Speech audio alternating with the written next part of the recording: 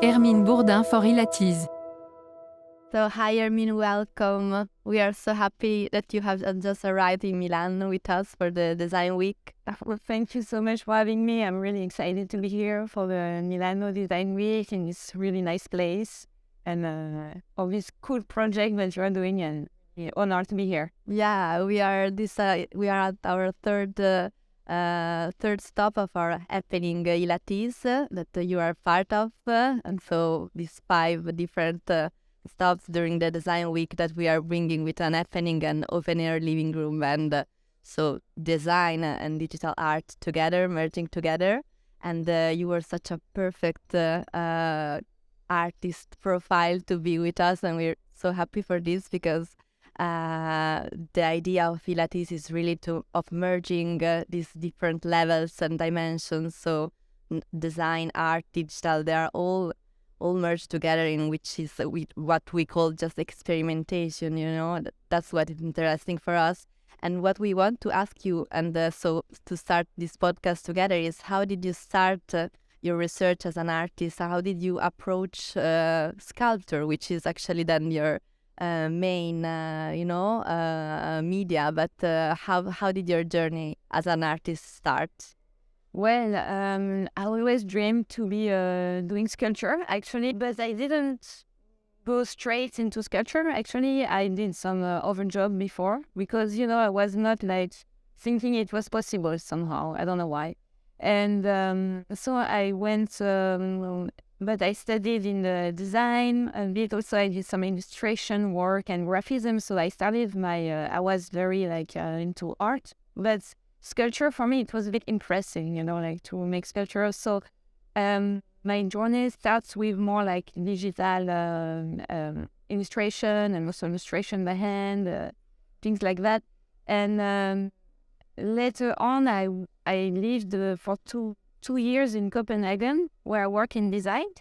And somehow this contact with the object made me want to my own objects and my own works, and it brought some this dream, of making sculpture again, And so I decided I should do it, on my free time. But I was not like, for me it was like, you want to be a dancer, but okay, but you don't know how to dance, and you don't know if you are able to do it, And so it was not very serious for me. And after I really did like some work on my free time, and I also worked for an artist, a woman who was working in mosaic and things like that. She was also doing objects from her art, and I wanted to work for a woman artist to see how it is to be an artist, to live, to make it as your job, because, and so it was very interesting because it reassured me somehow, because I saw what she was doing, and so I thought, I should maybe try myself, and make it serious. So I had these shapes in my head of feminine shapes, very abstract, because I love abstract art, and but I didn't know in which material I would do it.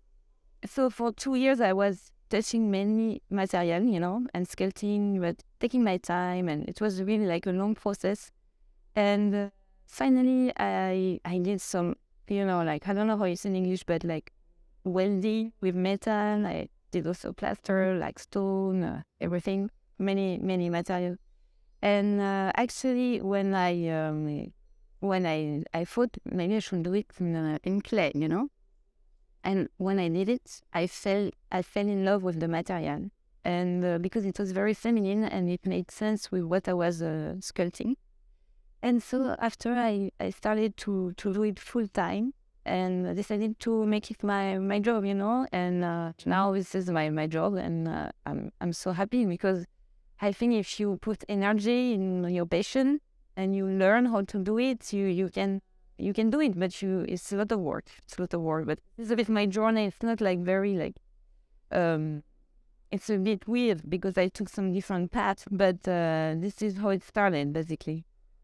It's very interesting, and as you mentioned, the female forms, the female shapes, we are interested in knowing because, but we are both feminists, And we really admire your work also because of that, because you're able and capable of putting not only the female form, but also it's very evident that there's more to it, more to your work. It's not only about, having the female body in it, but it's also about, assessing certain themes and also, for instance, what you did for International Women's Day, with the AR, with the poem on it. If you can tell us a little bit about this kind of work, that would be amazing. Actually, I started to be interested with also digital work about 2 years ago, because I wanted to find a way to authentify my work on the blockchain, because I think it was good as a certificate of authenticity. And then, I got into it. My partner also was into crypto. He told me about NFTs, and I was like, it's very interesting, actually. I can give a second life to my work. Because when you do sculpture, it's very static, and, it doesn't move. It's like that. And with digital, you can make it alive. You can give it a second life. You can make it dance. And this is like dream come true. You work with the technology, and it's another universe, basically. And for this work, yes, I wanted to put this poem of this Iranian poetess who was very activist for women's rights. And I thought for Women's Day, I should, engrave it on the sculpture in 3D and make it like an AR work, because I think AR has a strong possibility of being used also for bringing messages, because street art is very strong for that. But you can also do AR work, because to make a sculpture that is like 3 meters high, it's very expensive. It's a lot of work, a lot of space also, and with AR you can put it anywhere you want, from anywhere on the planet. You just send a link, and then you can put it somewhere, and you can then vehiculate messages.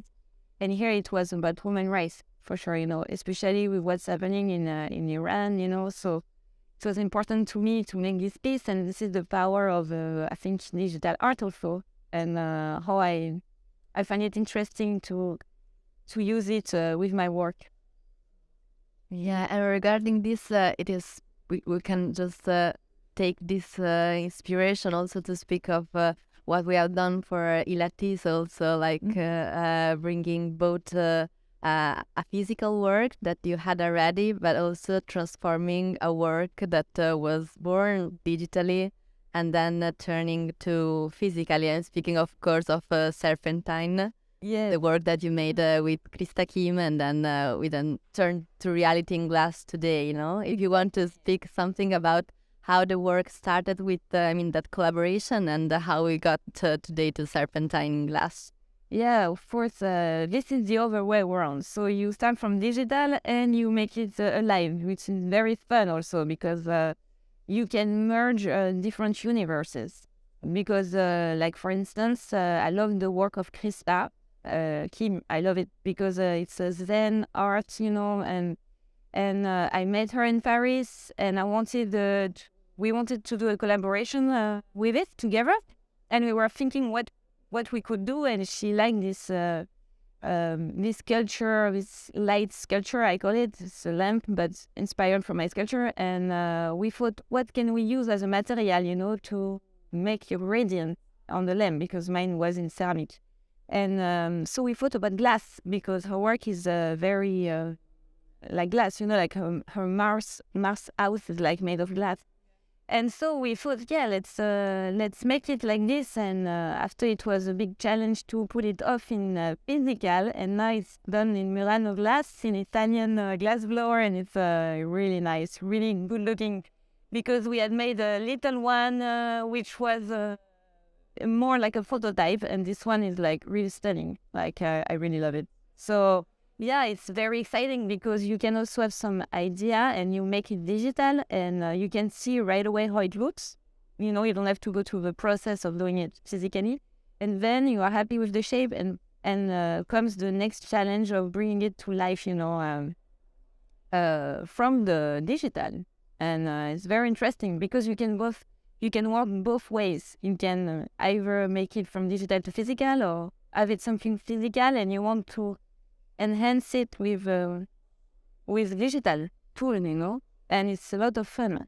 And I tell to my friends, artists who are very just into physical, and I tell them, you should try, like you should try to see what you can do, because they're like, oh, I don't know, but it's so fun, like to play with AR and digital, and like it's like a second universe of creativity that opens up, I have one more question. I wanted to ask you what brought you to the digital, like how did you start? I know that you also work with your partner. And also, like, why was this lamp serpentine? It's called serpentine, I believe, because of the shape. Yeah. But originally, in the digital, before we made it a physical object, it was a lamp in the desert that at some point explodes almost, and it becomes like all these pixels almost. So it's an explosion in a way of colors and of form. So if you want to tell us a little bit about your attraction to the digital world and to digital art and this piece. Yes. For this piece, we wanted to talk also about climate change with Krista. And so that's why we made this lamp in blue that we remind us of the ocean and water. And it is like the NFT of this work is called In Scorching Sun, because it was super hot that summer. Like it was a big heat wave, like not just in France, but like in many countries, and we could really feel it, and I became more aware about this issue, like which is climate change, and so we wanted to make this lamp look like the ocean and was blowing up with the temperature, and becomes like little thin particles. So yeah, this was the idea behind. And this is also the power of digital work, is that you can also vehiculate a new idea by making movement, motion, different particle works or different things, It's not just one static object or piece, It's amazing. And you also told us that this is your first time in Milan. Yeah. And so what was your impression of Milan? Just like to quickly finish our podcast today, what was your impression of Milan in one day? I love it. It's a beautiful energy. Even if it's raining, I don't care. It's like beautiful. Like the design week is like is really amazing. So many things. Like I was walking in the street, getting lost in the city, in Brera, and so many things. Like so much talent, and in the arts is everywhere. Like it's like a design week, but it's like it looks like sculpture also. Like so many pieces look like really sculpture, and also the digital is very present in Milan, I felt. Like on many shows, there were a lot of interaction with the design, with some screens, and like, for example, when they did at Memphis, it was amazing. I don't know if you saw it, but they made this amazing installation with a screen behind and like video art, basically, but talking with the objects. It was very, very interesting. But do you feel there's a difference between Milan and Paris in this sense? In Paris also the digital is very present. So I didn't know it was that present in Milan. Of course, that's my first time, But I think there is a good connection. It's like obviously it's the design week, so it's like there is a big concentration. It's like in Paris when there is a something happening, is a lot of concentration, but I think it's kind of similar, but maybe more in Milano actually. So thank you very much, Hermine, for your time and for being with us. And thank you very much for having me and for the beautiful show in this dynamic museum. And I heard it's the opening of the museum today. Yeah, it's amazing. We are opening with our third opening of the week with the opening of Dynamicart Museum. So yeah, it's fun. That's really cool. Thank you for having me. I'm really honored.